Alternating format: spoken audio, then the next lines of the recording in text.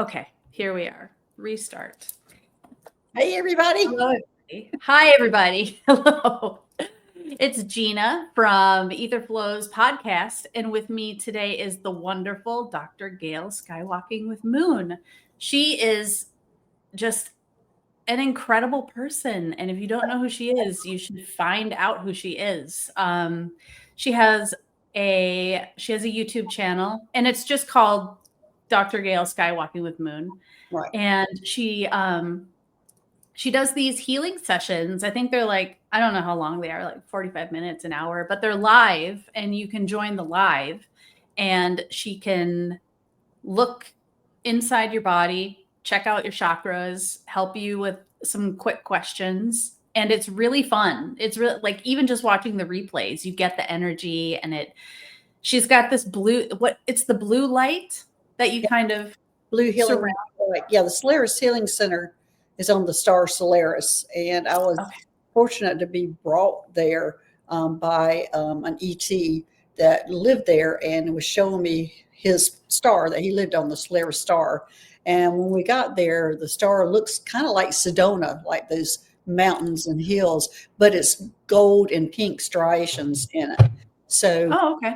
And what's there is the Solaris Healing Center. So we went to the Solaris Healing Center. We walked in, and there was a blue light going, and they said as soon as you walk in, you instantly start healing because that blue light calms your nervous system down and lets your own body heal itself. So when you walk in there, you see all these power animals, angels, everything's there. You're like your guides, all these different power angelic realm are all there getting their own healing. So they have allowed me to bring that Solaris Healing Center to bring it to, I guess, my viewers. And it does last about an hour, and everybody can put in their individual questions and I can answer some of it because I do have a medical background. I am a nurse and used to work in the operating room, and I went back to school and became a chiropractor. And then I learned energy healing. So I've got all that together. And so bringing that together, I can help a lot of people. And so I do that probably about once a month. I'm doing that with Terry, who is from Holding Your Space, which she does Reiki healing. I'm now collaborating with her. So we do that together, and we will be doing that. I'm not sure when you're showing this, but it's going to be Saturday, Eastern Standard Time at 12 p.m. that we'll be doing at Solaris Healing Center this weekend. So, okay. So when is this show going up? I'm thinking, well, maybe I'll put it up before your healing session goes up. So yeah, I'll make sure to have that up for you. And I kind of feel like the blue light's coming in right now because I'm feeling a lot of energy coming in. Right. I think I have this aura of energy healing when I'm around people. And it's the ETs that are helping me. I have a specific one that's called Medical Mike. His name's Medical Mike, and he is a gray hybrid that helps me with the healings. He's learning a lot from me, and I learn a lot from him. And so I do have ETs. I usually have Raphael, Archangel Raphael coming in and helping, and some different ones each time. Each show's different ones, but it is ETs that are channeling the information through me to them. So it's really not me doing it. It's actually them doing the healing. So I'm just like the vessel that brings it. The facilitator, pretty much. Well, okay. I guess let's just start from the elephant in the room. So you've had physical ET experiences. Like how did all this come about? Well, for me, I've had experiences all my life, but I was in denial. I've even had, basically, I'm a medium to the ETs or the aliens or the galactic beings, whatever you want to call them. I'm a medium for them.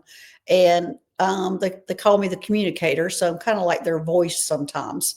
And so it's been happening to me all my life. I did not really take it on or really embrace it, I should say, until 2020.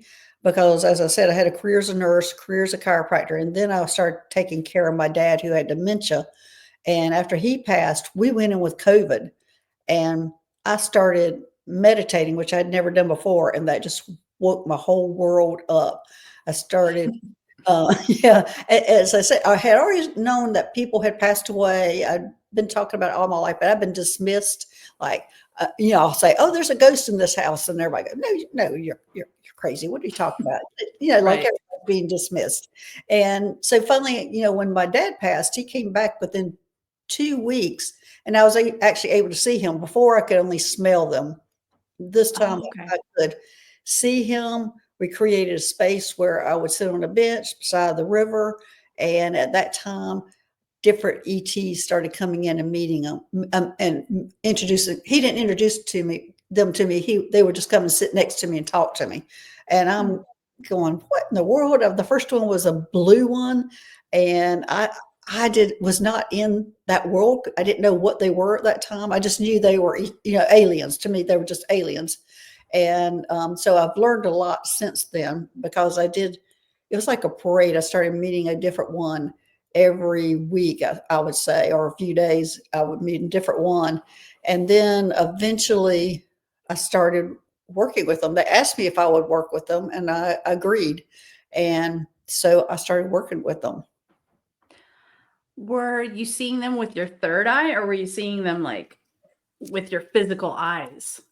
With my third eye, I started meditating and seeing first through my third eye. Then Hmm. it developed where I was still seeing them through my third eye, but I did not have to be meditating or be asleep or anything. I could just be Okay. wide awake through my third eye, see them. And then I have met a few that were in the 3D world. I remember, this was years ago, when I said, "I'm ready to meet one here in my world. Just don't scare me." Those were my words. Right. And I would say it wasn't very long after that, that I was down at the dog park with my dog, and we were the only ones there. And a couple came walking in. They didn't have a dog. They didn't have a car. There was nothing that they had, and they came walking into the dog park. And one of them, I remember thinking to myself, the first thing I thought was, they walked in and they didn't close the gate. And my mind went, "My dog's gonna get out if you don't close the gate." Well, it was a brother and sister. She went back and immediately closed the gates. And so then the next thing was, is she sat down right next to me on the bench. And I'm going, "This is kind of strange. We have all these places to sit. People just don't usually come and sit right next to you." And Yeah. she jumped up and moved immediately. And then the next thing she did, she started throwing a ball for my dog to go chasing after it. My dog never chases balls. I thought for sure my dog was going to have a heart attack because she kept running after the ball. And then all of a sudden she stopped. In hindsight, they were reading my mind. They were hearing everything I was saying. All these things that were in my mind, they were hearing it, but I didn't recognize it at that time. And both of them had dark hair and were dressed. He was dressed normal. She was a little differently dressed. And so then he started having a conversation with me. Started talking. He stood at the gates and started talking to me, and it was like a normal chit chat in the beginning, but then it got really weird. And I'm thinking, wow, these two are on the spectrum. Yeah. And they started talking about coats, and we were in warm weather at that time. And Mhm. just the conversation just got really weird. And I thought, you got to get out of here. I, I don't, I don't know What were what's. they talking about? Well, it was just weird conversation. And I wish at that time, if I had known who I was talking to, I would have gone Mhm. more in depth. At this time, I'm just thinking I'm talking to two brother and sister who are on the spectrum, Mhm. who are not there with a dog, don't have a car, don't know where they came from. And Left the gate open, acting weird. yeah, so they were just saying something about like my red coat, or I should get a coat, or that coat was torn. And I'm going, why are we talking about coats at this time of year, And so it was just really weird, because it went on and on and on and on and on about the coats. It wasn't just like a short little thing. So I got up and I left, and it took me all the way to the next day, where I was like, stopped at a stoplight, and I went, "Holy crap!" Those are the ETs they sent me. They sent me ones that didn't scare me, and I Mhm. talking to I called Nancy Jean. I don't know if you're Nancy Jean's Garden. I don't know if y'all know her. Yeah, I've heard of her. You have those keys, like the chakra keys? Yeah, I do have those, but Mhm. I called her and she verified it for me. So I was just like, I can't believe it. They did exactly what I asked them to do, and then I didn't know what was happening. I would love to have Right. a conversation with them. However, I don't know that they could carry on a conversation, a normal conversation, for very long, because I met Mhm. another one later, and it was kind of the same thing. They can hold a conversation together for a few minutes, chit chat, but then it kind of goes weird, and and it's I'm sure it would.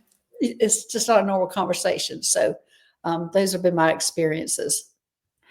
Did, how did it feel energetically? Was it like a what did it feel strange? Because I've heard a lot of stories, and I have my own stories as well, where you encounter these beings who have such a high frequency, and it physically messes with you, like you get like heart palpitations, you feel really scared. It's just like the energy is so high up there. Yeah, So and did you notice anything? I didn't notice it, but I do caution people of that. For Be careful what you wish for those exact reasons. I Right. experienced that more when I was doing it through my third eye. In fact, the first time I went on a spaceship that I recall, when I was allowed to remember what was happening to me, I remember Mhm. I was sick, physically sick, for like 5 days afterwards, nausea, Yes. like flu Yes. symptoms, and it happened to me, like, I think 2 or 3 times. I think it was at least twice that I had physical reaction to it, and then, probably within the last year, I had the same reaction when I was meeting a seventh dimensional being. I started having the same Mhm.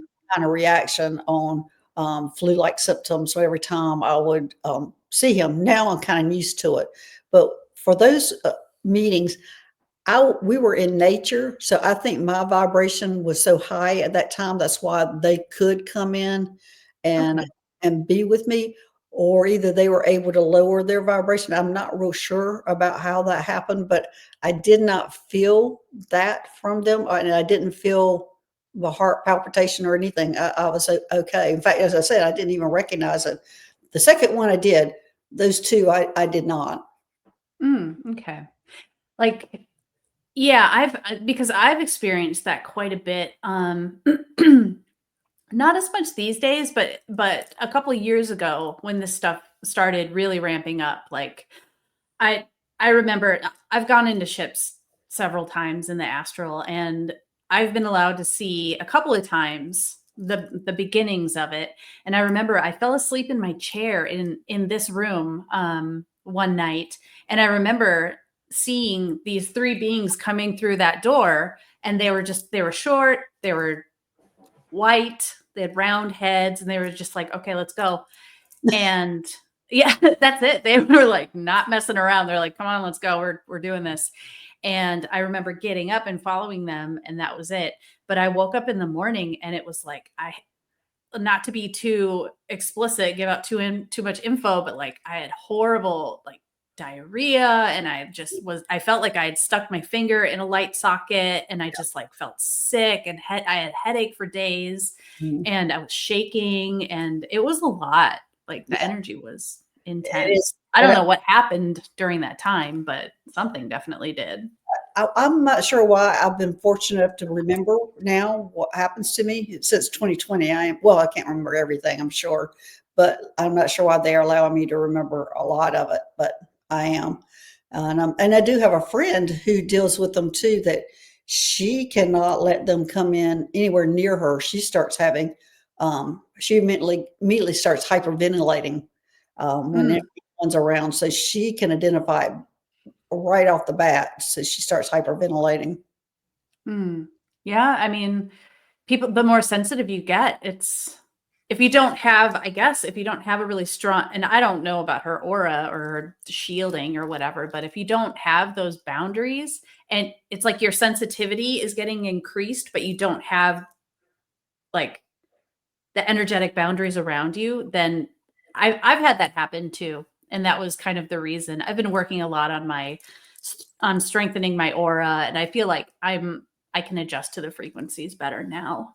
But in Right. the beginning it was pretty rough. No, So, she can deal with them all the time in the third eye. She just cannot deal with them on the physical plane. That's what happens. yeah. It could be like the beings she's dealing with too, like who knows.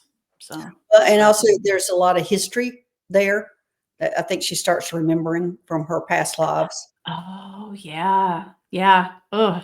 Yeah, that all that stuff comes up and it clears and you remember stuff, but not necessarily.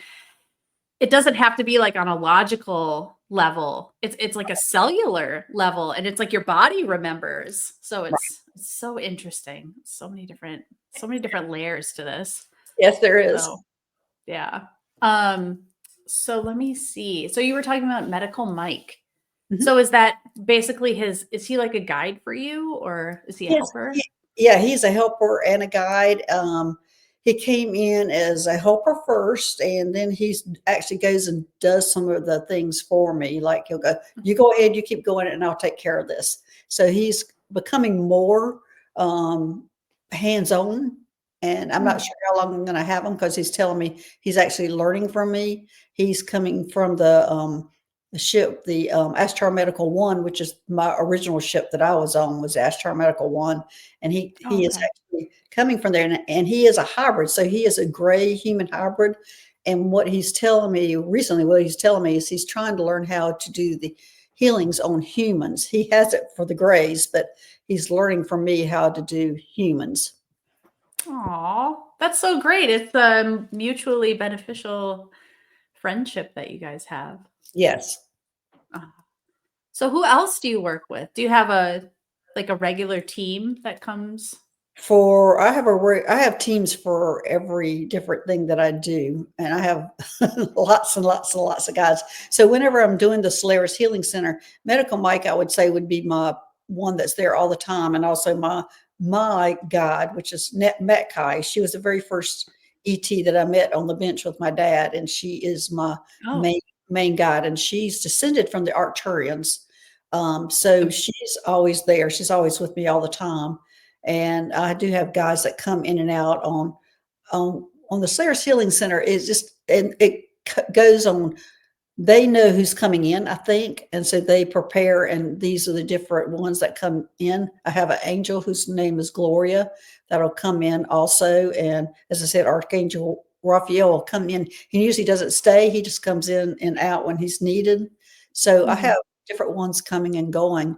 Now, when I'm doing my show for um, uh, either all about aliens, all about ETs, those kind of shows, I have different guides for those, but Matt Kai is always with me. But I'll have different ones that show up. I'll have sometimes Sally, who is kind of a deer type ET. She's kind of a hybrid human deer, which is Oh, another okay. whole species. And I'll have just different ones coming and going all the time. And in fact, I think I've recently have a new one coming in because I've got going in a different direction now, and I'm not real sure what I'm going to be doing. Well, I know what I kind of know what I'm going to be doing, but I just don't know how I'm going to be doing it. And I'm not really ready to start discussing that yet because I really don't know how to discuss it in all Mhm. actuality. Don't know the full plan. Right. Um, so do you also do a lot of grid work? You work with the earth? I work with the elementals, Oh, and okay. yeah, the elementals. When I lived in Mount Shasta for 2 years, I thought I was going up there to work with the Lemurians, which I did. But what was the most unusual thing was meeting the elementals. The first ones I met were the gnomes. They came in, Oh, woke me up in the middle of the night going, "We're the elementals. We're the elementals." And I'm going, I love "Okay." that. And they were so noisy, and they just wanted to make sure I was awake, and they wanted me to do some work for them. I had to, I know this sounds really crazy, but I had to go to, I think it was Puerto Rico and Alaska, and I had to attach stars to the trees on Earth, Mm, and it was their communication system that had right. interrupted. So I had to do that for them, and later on, and I did some other things for them, but the gnomes, they're noisy. As I said, they came and said the elementals. The next ones I worked with, which I don't even know how to classify these guys. Um, they're right. They came in riding. They're little humans riding fruits and vegetables. The first time they came in, I thought, "Oh, I'm dreaming. I need to eat more fruits and vegetables." Hmm. Went back to sleep, and they came in again. I'm going, okay, I get the message. I need to eat more fruits and vegetables. Third time they came in, I went, okay, I got you. You got my attention now. And so I'm going to say they were in the fairy category because they were in the air, but like they were dressed as little humans, but like one was riding a pea, one was riding a banana. I mean, Oh my God, so cute. it Oh, was, and I've not heard anybody talk about them, but they stayed with no. me the whole time I was in Mount Shasta. And I did have to do some grid work there. I had to go down some trails and do some healings on trails and things that were in Mount Shasta. And they said also I was there to help heal the root chakra, which Mount Shasta is the root chakra of the world. And so I was having to do all that kind of work when I was there. Oh, that's amazing. I love that. So when they tell you, okay, so for me, when I've done grid work, I haven't really had a lot of awareness of what was actually happening.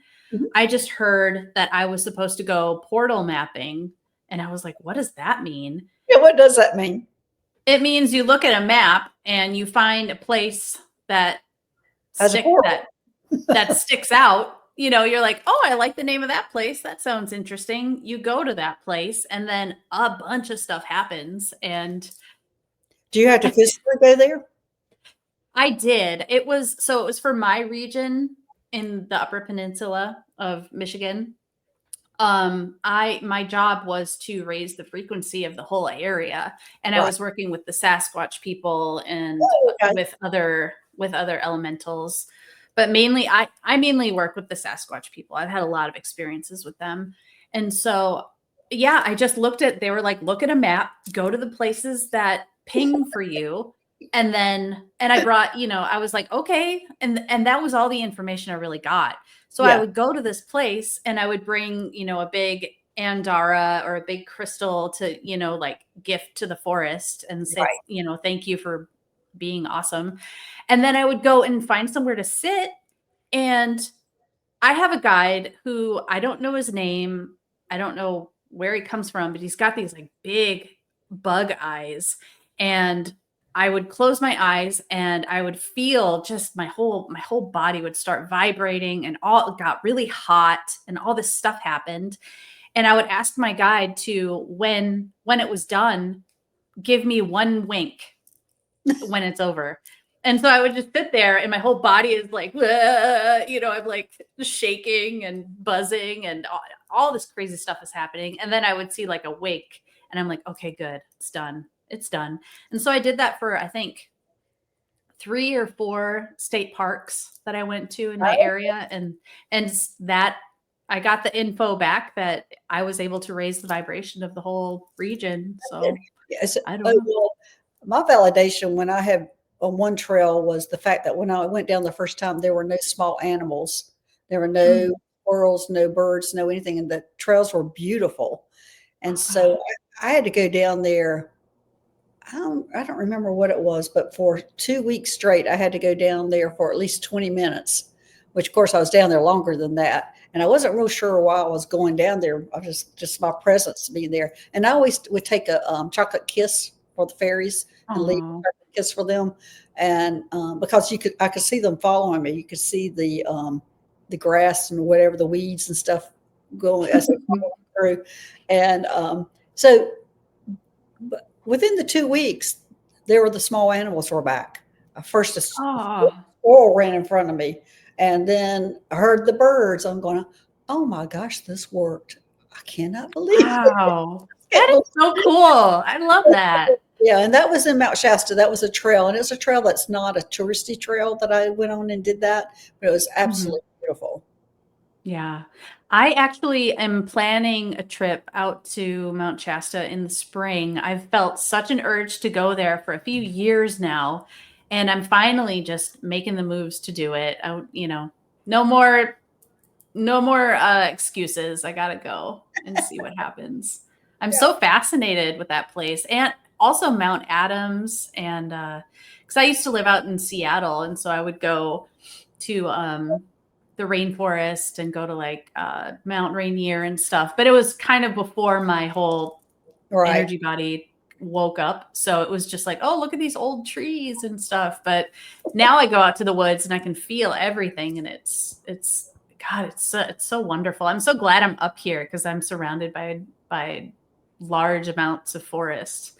So it's nice to just go and feel the woods. And I've interviewed a couple people who they're like really, really proficient at grid work and with like interacting with nature beings. Mhm. And I'm learning so much from them. It's wonderful. It's like every time I go out to the woods now, I kind of keep it in mind that every single tree is a being, Right. like a sentient being, like it's all alive. It's in way more in a way more high level way than I always thought.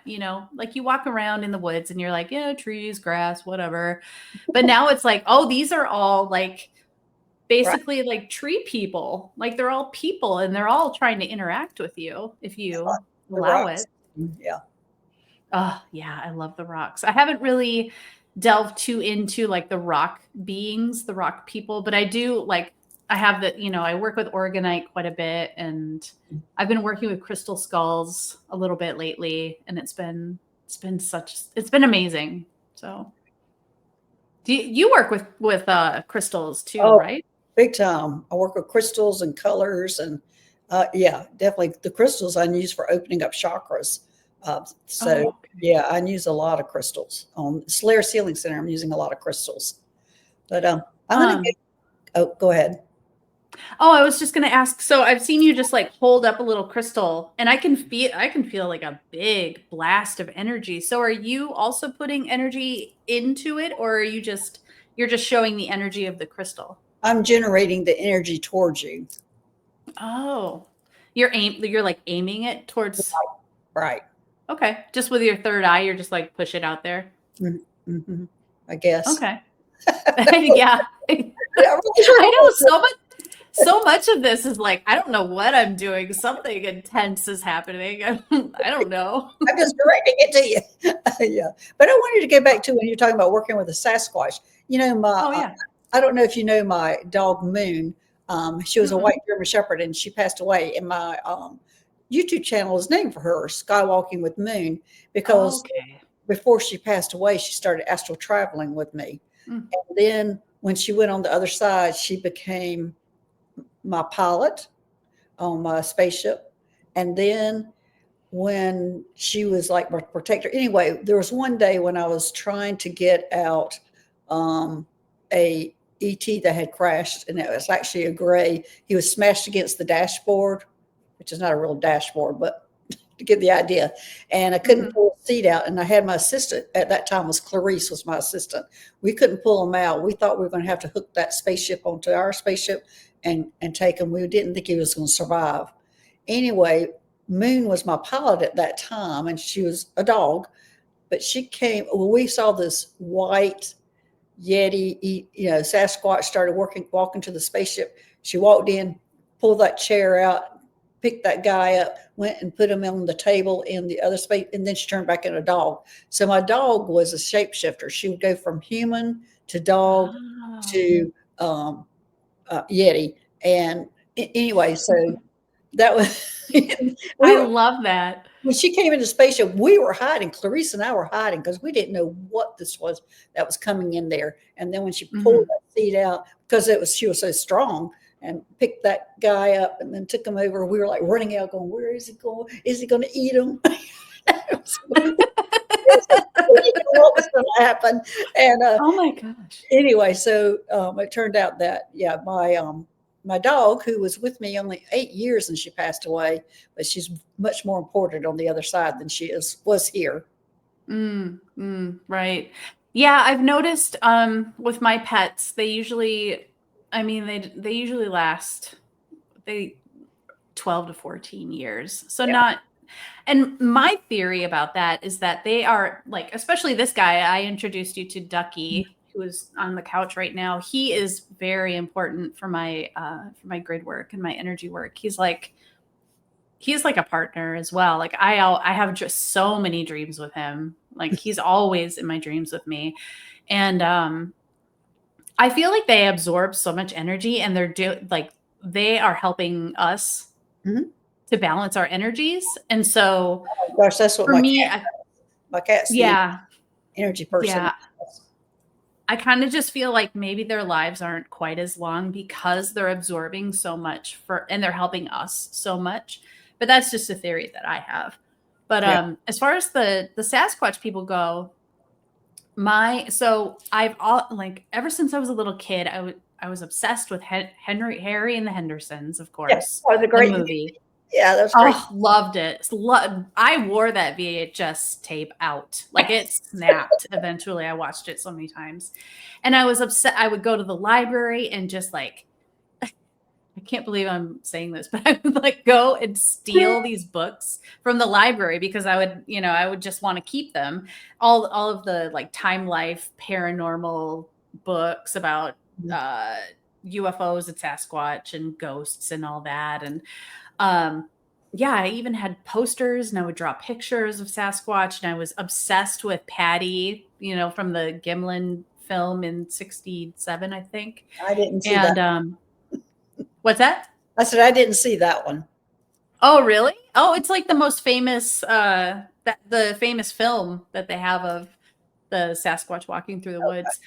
But yeah, it was in California. I can't remember where. But anyway, Um, so I'd always had this big fascination with Sasquatch, but I always kind of, you discount it because you're like, oh, they're just stories. They're just stories.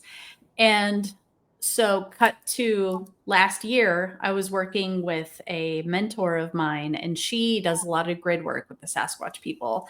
And one night I was sleeping in my house with my family and all of a sudden I heard these enormous booms coming from my roof. And I thought we've had storms where, trees have fallen and like broken parts of the roof and the windows and stuff, like really crazy storms. And so I was like, what the heck was that? Was it like a tree? And I looked outside and it was silent, no wind, nothing. But my dogs were Going crazy. terrified. They're so scared. And yeah, I went outside the next day, found nothing. I was just like, what was that? It was crazy. And I honestly thought it was maybe like ET related or something. But I talked to my mentor about it and she was like, oh yeah, that's the Sasquatch people. They love you. They've always been connected to you and they want you to love yourself more. And I was like, oh, I just started crying. I was like, oh, it's amazing. I love you guys. And so I've done tons of healing with them. They've come into my house. They've healed my dogs. I've gotten audio recordings from them in my house saying Yeah. stuff on my phone. I've seen one physically. I have tons of photographs of prints, and I have names of a family that I interact with a lot, and it's been a beautiful experience. It's been amazing. Have you seen that Gaia episode about the evolution of like the human and the Sasquatch? Whereas they're talking about the human, the Anunnaki came in and put DNA in the human to develop us, and we look kind of like them. The Sasquatch are the actual, well, I don't know, humans or what the word is. We would have developed as a Sasquatch if we hadn't had our DNA messed with. So they're like the originals. And so they look at us as the ETs or the aliens that live on Earth because we would have developed like them. We're actually them, but we had our DNA messed with. So from the Anunnaki, and we look more like the Anunnaki. So they look at us as we're on. Look at those aliens up there on Earth. We'd spend a lot less money on clothes. That's for sure. Exactly. We might have to spend more money on food though. Yeah, yes, definitely. But yeah, they are just they're called the ancient ones for a reason. They've been here forever and they have so much to teach us. And I feel like that's why they kind of started reaching out to me. They wanted, part of of my channel is to kind of act as a bridge for other spiritual communities and to talk about this stuff because I feel like a lot of the spiritual groups don't really talk about Bigfoot or talk about ETs as much. It's happening a little bit more, which I'm seeing and I'm really happy about. But it's like people kind of put things into categories. They put ghosts and mediums and this and heaven and the afterlife into a totally separate category from where the different dimensions that are extraterrestrial friends and other beings reside in. And it's all the same.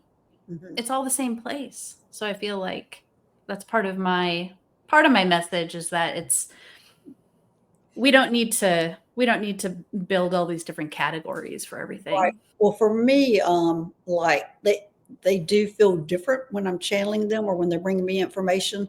Like a family member is the easiest one to contact, and then I would say the elementals would probably be the next, and the ETs and angels probably for me are kind of on the same level, but I mean, they all feel kind of different for me, but I'm also very visual, so I see them. So it might be that I'm feeling them and also seeing them at the same time. But yeah, some of them are just more difficult than the others to actually reach or channel or get the information out of. It's a little harder, but family members are the easiest, I think.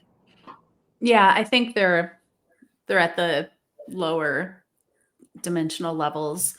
I just mean like the veil, the unseen, all that sort of stuff. It's kind of all in the same spectrum. It's not like different. Like I'm an alien person. I believe in the aliens and UFOs. I don't believe in ghosts and Sasquatch. It's like they're all there. Everything's there. Everything you can imagine exists. Unicorns, they exist. Dragons, they exist. They're just on different levels. Yeah, definitely. Yes. Yeah, I love the dragons. I've been working with the dragons a little bit lately. They are blunt and to the point.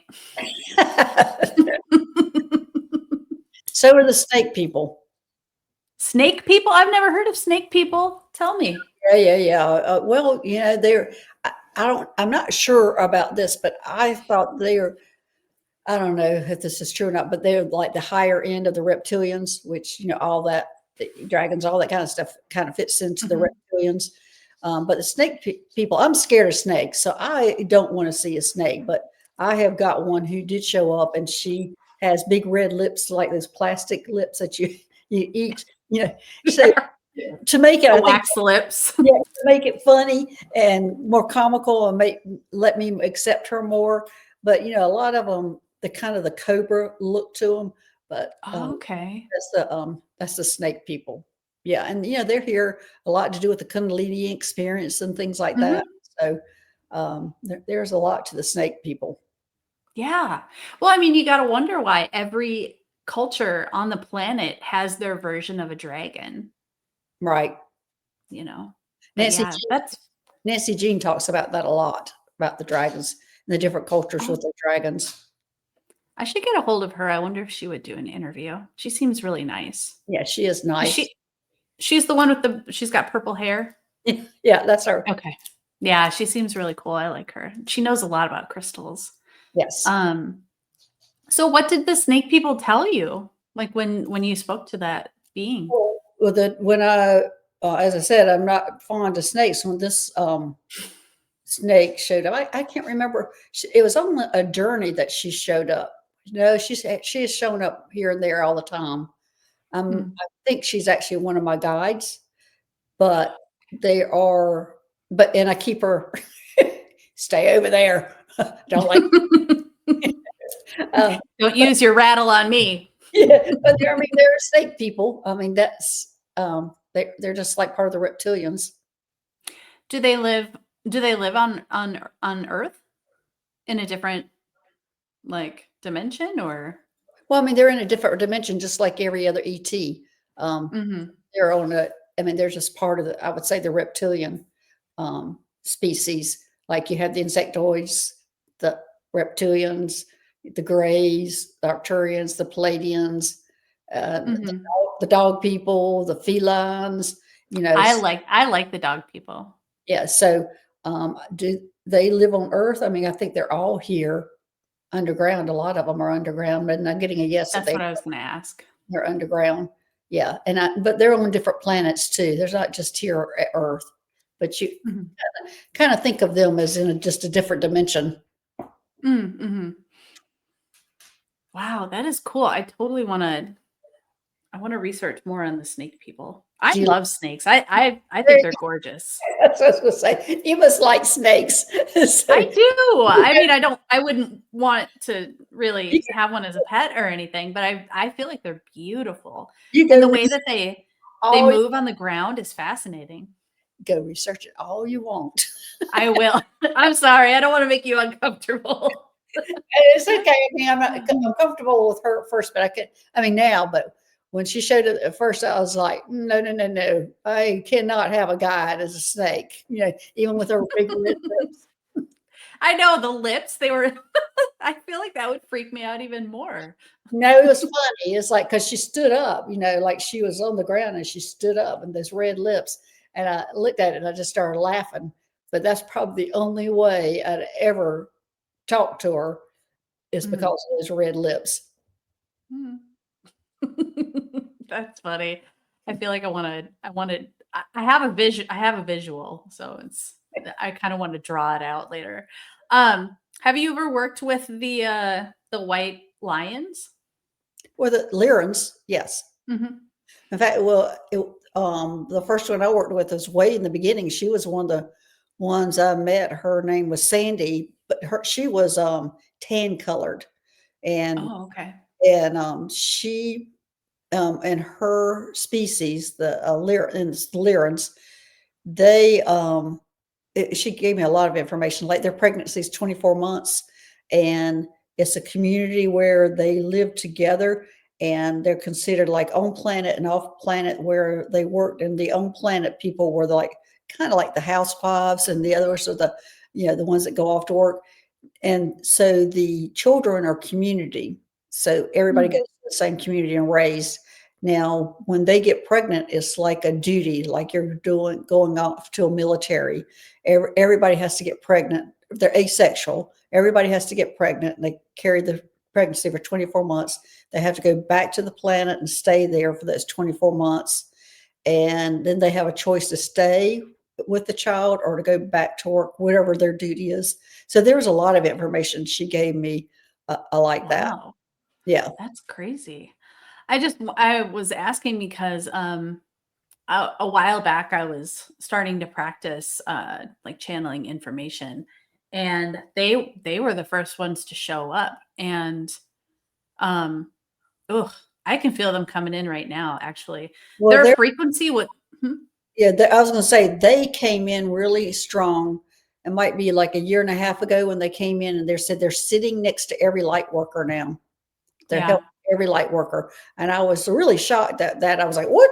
Because where's mine? Because and that's probably about a year and a half ago. I remember it was in November, so Mm, November of okay. last year. So That um, makes sense. that, Yeah, they came in and like I was telling you, my information isn't long and flowing or very articulate, but it's pretty to the point. But their frequency was so strong and so high that I had to disconnect. I thought I was going to throw up. It was so high. I couldn't like I said, I can deal with it a bit better now. I can feel them coming in. I got to probably ground after this. But but yeah, they're wonderful. They are wonderful. I yes, love they them. are. All right. Well, let me see. Let's get into some energy work.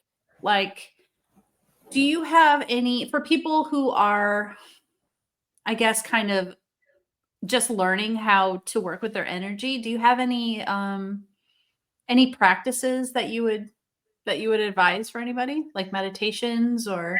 That is not the right thing to ask me. Because, Oh, it's not. yeah, because if anybody's going to my Solaris Healing Center, because I'm a nurse, because I'm a chiropractor, because I have energy work, I bring it all together. So mine does not follow any kind of structured like Reiki healing or things like that. Mhm. There's nothing structured or anything that I have learned from anybody about it. It's strictly my guides, my ATs that are bringing in the information through me, where I can bring the practical thing about what's on Earth. So I can answer different kind of questions, medical or do some healing. So my there's nothing. I'm not even real sure how to say how to do what I do, because I do have a nursing background and a chiropractic background before I even went into energy healing. So I'm Mhm. not real sure how I would, and I was taught one-on-one also. I haven't taken any classes, so I'm just not real sure. And I know I'm not answering your question, but Oh, it's fine. You are answering it. I'm just not real sure how to even tell anybody how to um, do energy healing. Whenever somebody's wanting to, I could tell them to take a Reiki course and go through the Reiki courses and then develop your own technique, whatever's good for That makes you. sense. But that's usually my recommendation, is to Mhm. take Reiki. Well, let me ask from a different standpoint. Do you have any practice, like daily energy practices that you do? Like do you ground? Do you clear out your chakras on a daily basis? I do every day. I clear out, open up my chakras. I ground. I have to ground because I'm up here all the time. So I'm Yeah. time. It's a struggle for me to ground. So I ground all the time, and then I'd meditate every day. So that would be my practices. And now, when I'm preparing for a show or even the healing center, I'm preparing several hours ahead of time, bringing in my guys, bringing in the specific guys that I need, clearing out my space, opening myself up. And it's almost like I put my shingle out. Y'all can all come in now, and when the show's over, I take my shingle off and y'all can all go away. So Closed. that's right. That's right. Close up shop. Okay. That It's, makes sense. it seems very similar to me, especially when I'm doing the Solaris Healing Center. It seemed very similar when I was doing my chiropractic practice, when you're having patients coming and going. And it feels very similar to that when I'm doing Mm. the show. There were a few episodes that you did that I watched. I've never seen a live. I've only done the replays. But there were a few times where you adjusted someone's spine and I could feel it. It's like, Right. crick, crick. I'm like, wow, I must have needed that. That was great. Yes, I wish I had known that when I was in chiropractic, that I could energetically adjust. That would have Right. been great, but at that time I did not know that we could do that. And so, yes, I do adjust people. Good. I'm sure you probably can't answer this question, but can you explain like how that happens? Or is it just like a feeling you get? Well, no, I mean, I'm watching the adjustment. I see it through my third eye. I'm sending out the energy, like, as I said, when I'm sending out the color energy or the stone energy, when I'm going in to adjust somebody, I see it, and I see people's x-rays. In fact, Mhm. when I found out I was a medical intuitive, or that was a label that I am, I was seeing people's x-rays and I couldn't figure out, and they weren't in front of me. I'm going, why am I seeing people's x-rays? Why do I see people's x-rays? So I can see That is amazing. x-rays and see what's wrong with them. And so when I started doing that, I caught up with a friend of mine and going, I'm seeing people's x-rays. What is this all about? And her name's Meg, and she has been through me every step of the way. She's been in the metaphysical world all her life. So she knows all that. She goes, you're a medical intuitive. Do I need to go to school for that? And Yeah. she started laughing. She says, no, you probably have more than most medical intuitive with your background. And Right. so, but I was just like, I just couldn't understand why I was seeing people's x-rays. But that's how that part started. I started seeing people's x-rays. About That seeing is their x-rays. that's amazing. Wow, that is so cool. And so is it like you just see the bones with the x-rays, or is it a different type? Do you see their organs too, or? Yeah, I can see the organs too. Yeah, I see their bones. I don't. I'll see the X-ray, see the problem, then I can go and see what area needs to be adjusted, and so I'll go over and adjust. That's the only part. Medical Mike has not been able to take over. He can't take over that yet. He's Mm. learning, but yeah, I'll see it. I'll see like if you need a neck adjusted or your pelvis adjusted, I can see it, and I just go do it. Send the energy, and in my mind, I'm physically adjusting them. I just saw that. I just got a flash that you go in and you're like, You're right. okay, that makes sense. I've gone to chiropractors for years and years and years. And because I was a cook for about 20 years. And so I was on my feet and just, lifting a lot of physical stuff. And my body eventually just kind of wore out. I had to get carpal tunnel surgery. They wanted to do surgery on my elbows. Like it was, ugh. Obviously I was not listening to my inner directives to do something else. I Exactly. chose the other route. I chose to wear my body out. But I have recently, do you know what rolfing is? Mhm. I started seeing a rolfer and that has changed my life. I swear. They Rolf, are amazing. yeah, Rolfing was introduced to me in chiropractic school. Oh, okay. Yeah, it's I feel like it's similar to chiropractors, but they work with the Energy. tendons and with fascia and yeah, it's funny because I live in a very small town and there's only one Ralpher in this whole region. I somehow found him, but he doesn't really believe in energy work. I feel it's like, what do you think you're doing, man? Is he a chiropractor? No, he's a Ralpher. Just a Rolfer. He didn't come from chiropractic school doing Rolfing. Mm-mm. Well, No. that is different. It's different, but he's still like I can feel he intuitively knows where the energy blocks are in my fascia and in the muscle, and he'll just touch it and I can feel it like pop and like dissipate. And it's yeah, I feel like he doesn't really know what he's doing on an energetic level. And I Right. try to talk to him about, energy work and he's like, "Yeah, I don't really believe in all that." And I'm like, "Oh, you're doing it." So Yeah, exactly. He's just comfortable yeah. what he's doing. Yeah, exactly. Yeah, I don't wanna, like, get into it with him or anything, Right.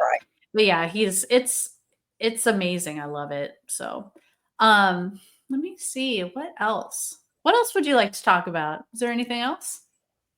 I don't have anything. I'd like to hear more about your stuff. Do ask. Ask me some questions. I love to talk about myself.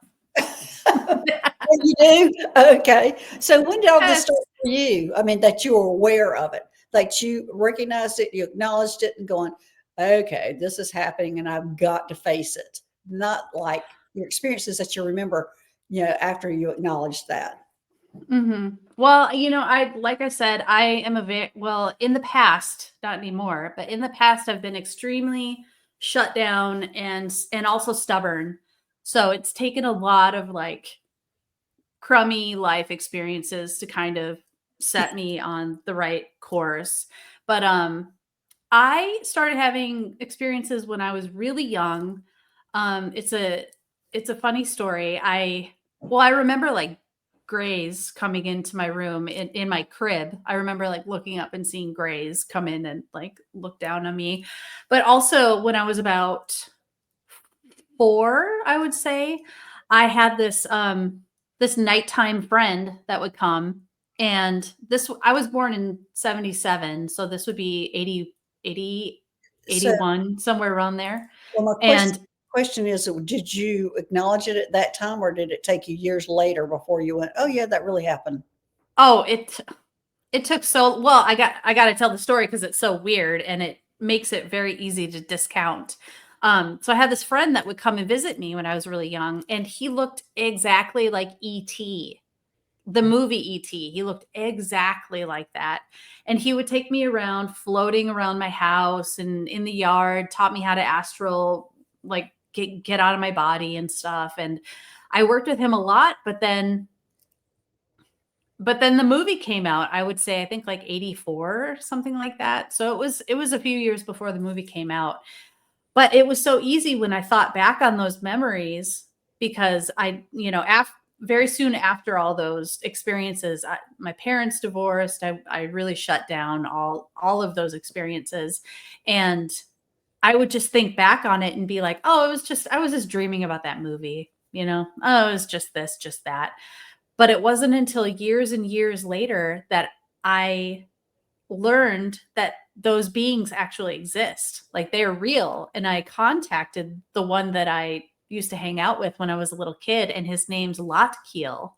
And I've talked to him quite a bit, and he's real. So I guess I started probably 2020, actually. Same The time. pandemic.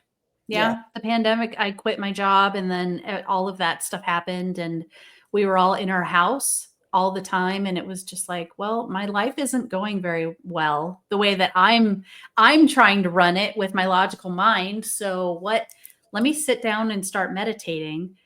And about a week after I started meditating is when the eyeballs popped in my guide, and he's been there ever since. And So yeah.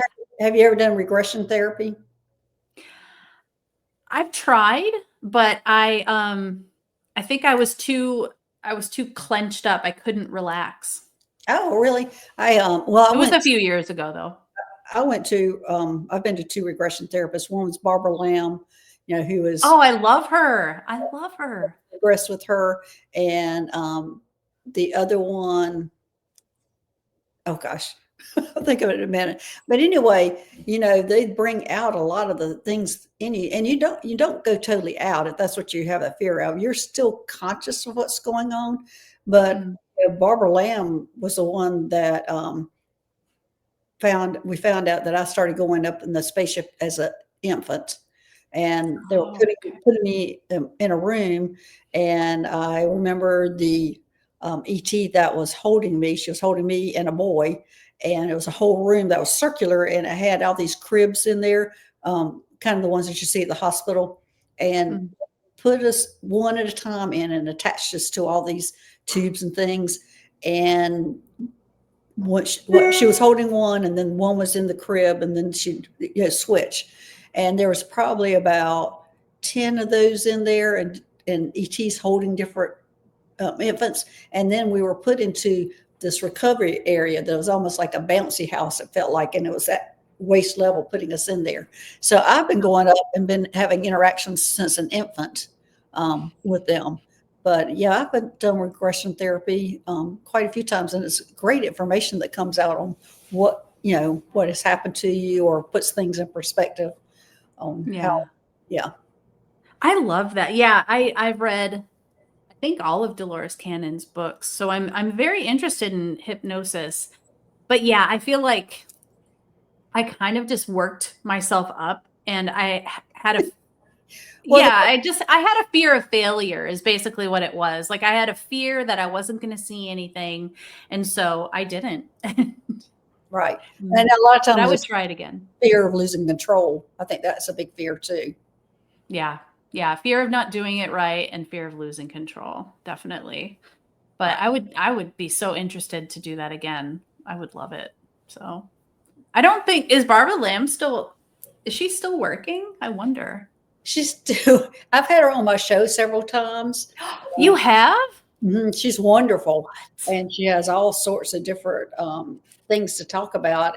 I haven't contacted her in a while. She has had some problems with her health, so I haven't bugged her lately. Yeah. Well, I got to go back and check out those episodes, because I just love her energy. She's wonderful. I just love listening to her. Yes, she is. Yeah. She has her own experiences too, I think. Oh my gosh, yes. I mean, one of her big experiences you hear her talking about is she was investigating the pyramids. She was going over, I think, to England every year. And they brought her up in the spaceship and went and showed her how they did it, how they did the crop circles. And really? Yeah, so she has a lot of experiences. Wow, that is so cool. Well, maybe I'll contact her. We'll see. I don't want to bug anybody though. I don't like bugging people. But wow. That my Um, brain is like inside out after this conversation, well, I'm trying to Dr. find Gale. that other person's name. Well, and I can't believe I have. Um, it has